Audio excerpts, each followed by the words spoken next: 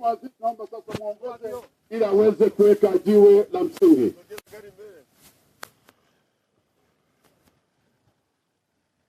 Wako waheshimiwa mawaziri hapa. Naomba mje waheshimiwa mawaziri, Mheshimiwa Bunge na msogee. Wa kamati ile ya nishati na madini. Ugenzi wa TANESCO, Dr. naomba uende tafadhali. Mhandisi yule, mhandisi Joni, yule mama, pita chai. Ndio. Ya. Sasa Mheshimiwa Rais wa Jamhuri ya Muungano wa Tanzania anaweka jiwe la msingi. Makofi mengi na vigelegele.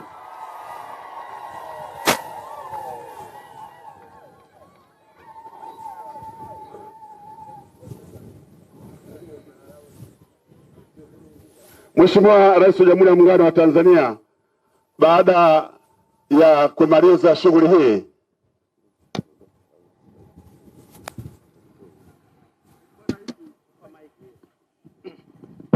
Mpanda oye! Mheshimiwa Rais na ndugu viongozi wote mlioko hapa, kwanza karibu sana kwenye kituo cha kufua umeme cha Mpanda. Hapa ulipo ndio kituo cha kufua umeme cha Mpanda ambacho kinaanza kujengwa tangu mwezi Mei mwaka huu.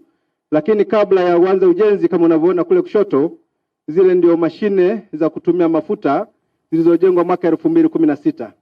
Mheshimiwa Rais, hivyo vituo vinatumia takriban megawati 7.5, ingawa mahitaji ya wananchi wa Mpanda ni megawati 2 mpaka megawati 5.5.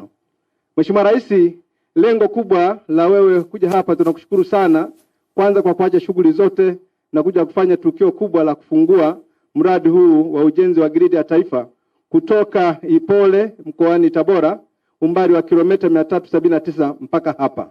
Mheshimiwa Rais, karibu sana, tunakushukuru sana. Mheshimiwa Rais, mradi huu utagharimu takriban shilingi bilioni 137 za Tanzania, lakini pia kazi zitakazofanyika ni 3. Ya kwanza ni kujenga kituo hapa cha kusambaza umeme kitakachofunga mashine 2 za megawati 50 kila moja. Kwa kutakuwa na megawati 100. Ingawa matumizi ya sasa ya umeme kwa wananchi wa Katavi ni kama nilivyosema takriban megawati 5. Kazi ya pili ni kujenga njia kubwa hiyo ya kilovoti 132 kutoka Tabora kutokea Kiloleni mpaka Ipole kupita Inyonga mpaka hapa. Mheshimiwa Rais, mradi huu unatekelezwa na kampuni ya TIDCO ya shirika la umeme nchini TANESCO. Itafanya kazi hii kwa takriban miezi 10. Ni matumaini yetu mwezi wa 5 mwakani mradi utakamilika ili wananchi wa Katavi na maeneo ya jina ambayo ninataja wataanza kutumia umeme wa gridi ya taifa badala ya kutumia mafuta tunavyotumia sasa. Hii ni awamu ya kwanza ya ujenzi wa mradi huu. Mheshimiwa Rais, kutakuwa na awamu ya pili ya ujenzi wa mradi huu wa kilovoti 400 kutoka Ilinga kupita Mbeya, Sumbawanga, Tunduma mpaka hapa Kigoma hadi Nyakanazi, umbali wa kilomita 1732. Ujenzi wa mradi huu Mheshimiwa Rais, tunakushukuru, umetupa fedha kutoka World Bank na pesa ya serikali, jumla dola za Marekani milioni 596. Tunakushukuru sana Mheshimiwa Rais. Taratibu za kupata mwandaji wa tender document zimekamilika. Tarehe 4 mwezi huu walisaini mkataba. Ujenzi rasmi tunatarajia mwishoni mwa Desemba au Januari mwakani ili kuanza kujenga kilovoti 400 kutoka Ilinga mpaka Kigoma na baadaye Kigoma hadi Nyakanazi.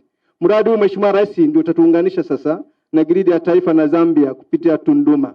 Mheshimiwa Rais, kwa sababu ya muda niseme tu mafuta hapa alikuwa anatumia takriban shilingi bilioni 6.8 kwa mwaka.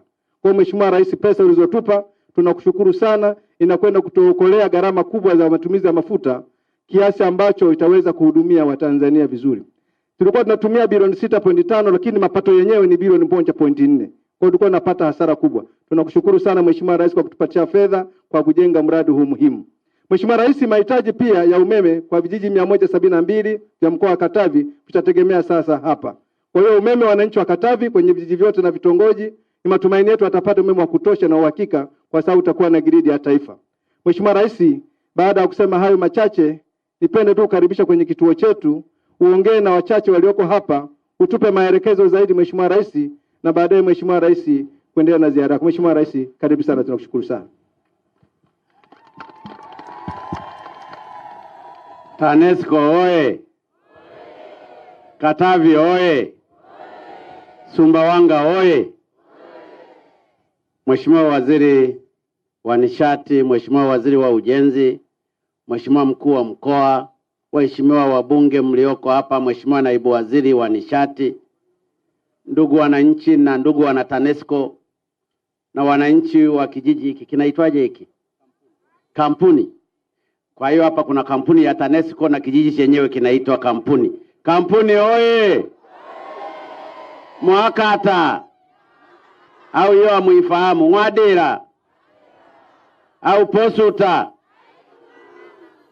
Asalamu alaykum. Bwana Yesu asifiwe. Tumsifu Yesu Kristo. Kuna mawaziri pia hapa. Kuna waziri wa kilimo, kuna waziri wa ardhi, kuna waziri wa maji, kuna waziri wa mambo ya ndani, kuna waziri wa mifugo na uvuvi, kuna kamishna jenerali wa uhamiaji. Lakini pia nina mke wangu. Yuko wapi? Amepotea. Nilifikiri ameshachukuliwa na wafipa hapa miogeza. Tuna mkurugenzi wa TANESCO, tuna wabunge. Mbunge wa hapa yupo? Ameenda? Yupo? Ametangulia kule mbele. Mheshimiwa Waziri na ndugu viongozi wote, napenda nichukue nafasi hii kuwashukuru TANESCO na Wizara ya Nishati kwa ubunifu huu mkubwa ambao mmeuonyesha. Hongereni sana. Tunafahamu ni kweli kabisa kwamba mkoa mpya wa Katavi umekuwa na tatizo sana la umeme. Na kwa dunia ya leo na kwa nchi ambayo mna plani kwa ajili ya viwanda, huwezi ukawa na umeme unaoendeshwa na kiwanda kingine kama generator pale. Na ndiyo maana mmeona matumizi ya mafuta kwa ajili ya kuwasha generator ili itengeneze umeme limekuwa ni gharama kubwa. Bilioni 6.5 kila mwaka zinapotea. Wakati mkishauuza ule umeme mnapata bilioni 1. Kwa hiyo serikali imekuwa ikitumia zaidi ya bilioni 5.5 kwa ajili ya kutoa umeme bure kwa wananchi. Sasa kwa maisha ya leo ni lazima kila kitu kizalishe. Na ndiyo maana tumeona katika maandalizi makubwa ya kufungua mkoa huu wa Katavi ambao kwa kweli una potential nyingi. Ni mkoa ambao tukiutumia vizuri utashiriki kikamilifu katika kulijenga taifa. Na ndiyo maana mmepata mkoa hivi karibuni, lakini mmekuwa wa 4 katika uzalishaji wa vyakula. Hongereni sana. Ndiyo maana tumeona katika kutatua tatizo hili kwa muda mrefu tuwe na mradi huu. Kwanza grid ya taifa ifike hapa Katavi. Na ndiyo mradi huu ambao leo nimeuwekea jiwe la msingi ili kusudi megawatts 132, si ndio? 132 ziweze kufika hapa, na hiyo sasa itaweza kutosheleza mahitaji yote. Pamoja na kwamba mahitaji ya Katavi bado kidogo, kwa sababu umeme utakao kuwa unazalishwa hapa ni megawatts 100, wakati mahitaji ni megawatts 5. Kwa hiyo 95 tunaziachia wafipa wazitumie vizuri kwa kujenga viwanda. Na uhakika zitatumika tu vizuri. Kwa hiyo ni maandalizi mazuri. Lakini la pili pia ni maandalizi mazuri kwa sababu tuna mradi mkubwa wa Nyerere Dam ambao utatoa megawatts 2115 utakapoanza kuzalisha. Ni vyema ukawa connected na grid ya taifa katika maeneo mengine yote mbalimbali. Kwa hiyo mimi nawapongeza sana. Lakini pia kuna huu mradi mkubwa ambao utaunganisha kutoka Zambia wa megawatts 400 unapita hapa unaunganika na huu wa 132 unaenda mpaka Nyakanazi zaidi ya kilomita 1000 na kitu. Dola milioni 500 ni karibu trilioni ngapi huko ambazo zitatumika. Haya ndiyo mafanikio katika sekta ya nishati. Kimenifurahisha kitu kingine kimoja, kwamba mmeamua kutumia force account kwa kuweka makandarasi wanaotoka katika wizara yenu. Hiki kitu nimekipenda. Ninajua kwa makandarasi hawawezi wakafurahi sana, lakini saa nyingine tujaribu kutumia wataalamu wetu. Makandarasi wafanye kazi zao, lakini tujaribu pia kutumia hii force account na tuone performance yake itakavyokuwa. Lakini pia inajenga uwezo kwa vijana wetu wanaomaliza chuo kikuu atajua current zina flow namna gani, anajua namna ya kufunga hivi vikombe, anajua namna ya kushikwa waya na kupigwa shoti, na atajua namna ya kupigwa shoti kwenye higher tension na kadhalika, by doing, sio by theories ambazo wanazisoma darasani. Kwa hiyo kuanzisha hii kampuni ndani ya wizara ambayo inafanya hii kazi, na bahati nzuri hata kazi za maintenance mmekuwa mkizifanya ninyi, muisimamie vizuri, nafikiri ni mwanzo mzuri. Sasa tutaona production yake siku mtakapomaliza na tuone matokeo chanya. Lakini fanyeni kwenye hili nishati, mmenifurahisha, kasimamieni vizuri. Napenda kuipongeza bodi, wizara pamoja na watendaji wote wa TANESCO. Huu ni mfano mzuri wa kuleta maendeleo. Zaidi ya bilioni 100 na ngapi? Gharama 135 zitatumika hapa. Kwa hiyo kwa Wanarukwa na wana Katavi, mutumie huu mradi vizuri. Muutunze. Pasitokee uwizi wa nyaya ambazo ndizo zitatumika hapa. Muutunze huu mradi kwa sababu ni muhimu katika maendeleo ya mkoa wetu wa Katavi, ambapo jana nimewapongeza sana na nimekupongeza Mheshimiwa Mkuu wa Mkoa, mambo yanaenda vizuri. Kwa vile bado niko hapa Mpanda, nimeona nilizungumze kitu kimoja.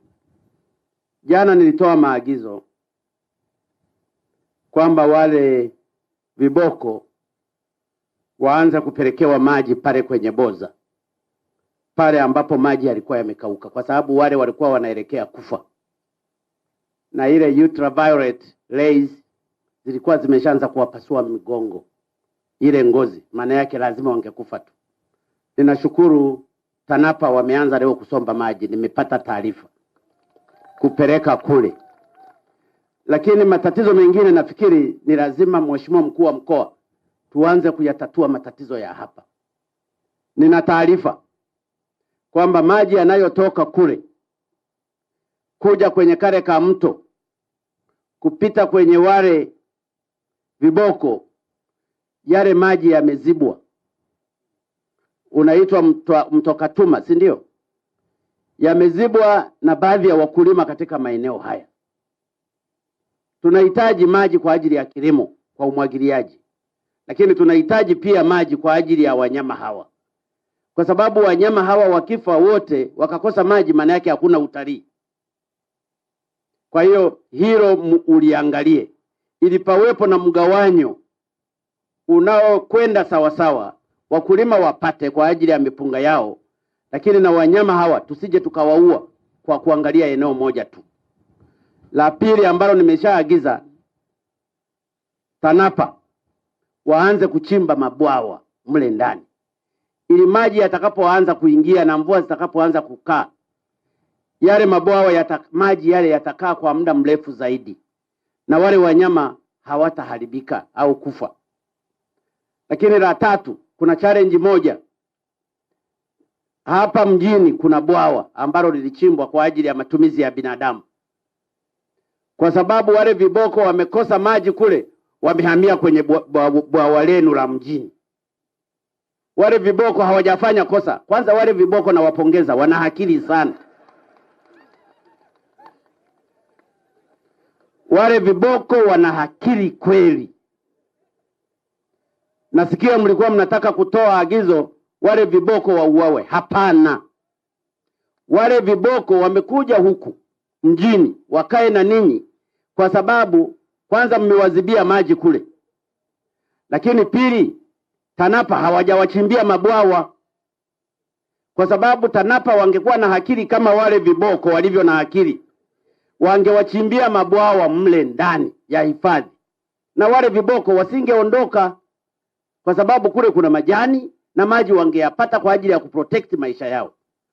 Lakini mlivyo mkachimba bwawa mjini, na wao wamewafuata huko huko, na wanapowaua mnaanza kusema hawa viboko wametufata. Hapana.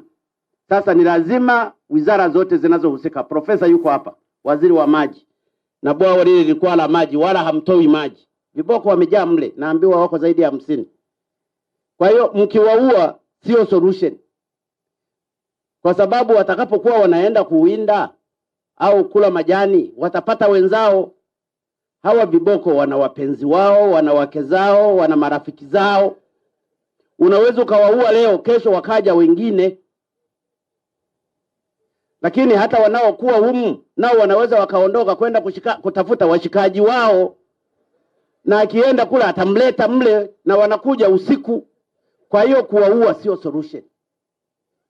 Ni lazima mkae mpange njia nzuri ya viboko wale kuendelea kukaa, au mkiwahamisha lazima muwe na mahali pa kuhamishia kwenye bwawa kubwa. Kwa sababu nilikuwa najaribu kuuliza, mtaweza kuwahamisha? Wanasema hata wakiwapiga zile sindano za ganzi ni wazito, wana zaidi ya tani 2 na kadhalika. Kwa hiyo labda muwabebe kwenye excavator, muwaweke kwenye roda, muwapeleke, napo anaweza akasurvive kwa muda gani kumpeleka kwenye maji. Kwa hiyo ni lazima mfanye research ya kutosha. Mnaweza mkajenga mkazungushia, lakini mkizungushia watakapokuja wanakuja usiku. Kwa hiyo mtakuwa mmewazuia kuingia kwenye maji, wataingia kwa watu. Kwa sababu simezungusha fence, mmewaua wale watakao kuja wengine. Mnaweza mkaamua mkatengeneza njia kuelekea polini. Lakini viboko hawa sio binadamu wala sio ng'ombe. Anaweza badala ya kuja hapo akaenda kuchunga, akirudi akarudia pembeni huko. Kwa hiyo ni lazima mfanye research ya kutosha katika kuhakikisha viboko hawadhulumiwi na binadamu hawadhulumiwi. Kwa hiyo kelele za wana Rukwa na wanampanda kwamba viboko wanawasumbua, na viboko nao wanapiga kelele kwamba binadamu wanawasumbua hawa viboko. Kwa hiyo wale viboko mimi nawapongeza, tuwapigie makofi basi wale viboko. Msiwaue. Lakini labda kwa kuvuna kwa kawaida, mkae mkoa, TANAPA, TAWA, Wizara ya Maji. Leo nilikuwa nazungumza na Meja General Hamisi anaitwa nani? Mfuko, Meja General Mfuko. Wanasema atakuja huku, watakaa, wataangalia namna. Mtafute alternative nzuri. Ndugu zangu, nilizungumza hawa la viboko, wale waliomo polini wasikose maji, na wananchi wasiwanyime viboko maji. Na viboko wale wamefanya kazi nzuri kuvamia maeneo ya maji kwa sababu hawakuwa na njia yoyote ya kujiokoa. Viboko oye! Mpanda oye! Tanzania oye! Katavi oye! TANESCO oye! Mradi huu nimeuwekea jiwe la msingi, nitafurahi sana ukikamilika mapema. Mungu aibariki sana TANESCO, Mungu awabariki wa Tanzania. Asanteni sana. Asante sana Mheshimiwa Rais. Naomba tena tupige makofi mengi na vigelegele kumpongeza Mheshimiwa Rais kwa hotuba yake na kwa kazi kubwa ambayo umefanya ya kuweka jiwe la msingi. Sasa tunaelekea kwenye mradi mwingine moja kwa moja, ili Mheshimiwa Rais aweze kuzungumza na wananchi wengine. Wafanyakazi wa TANESCO mmoja hapa tupige picha wote.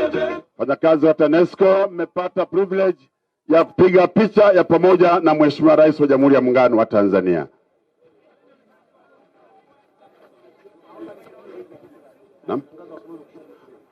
Sogeeni kulia, kushoto na kulia tafadhali. Hii ni heshima kubwa kwenu. Naomba kitu kingine kama kipo jirani.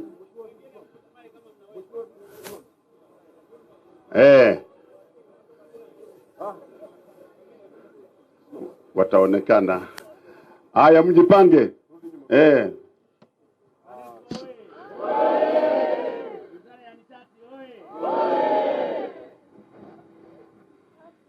Sasa mfurahi, nyuso zikunjuke kwa sababu leo ni furaha kubwa kabisa.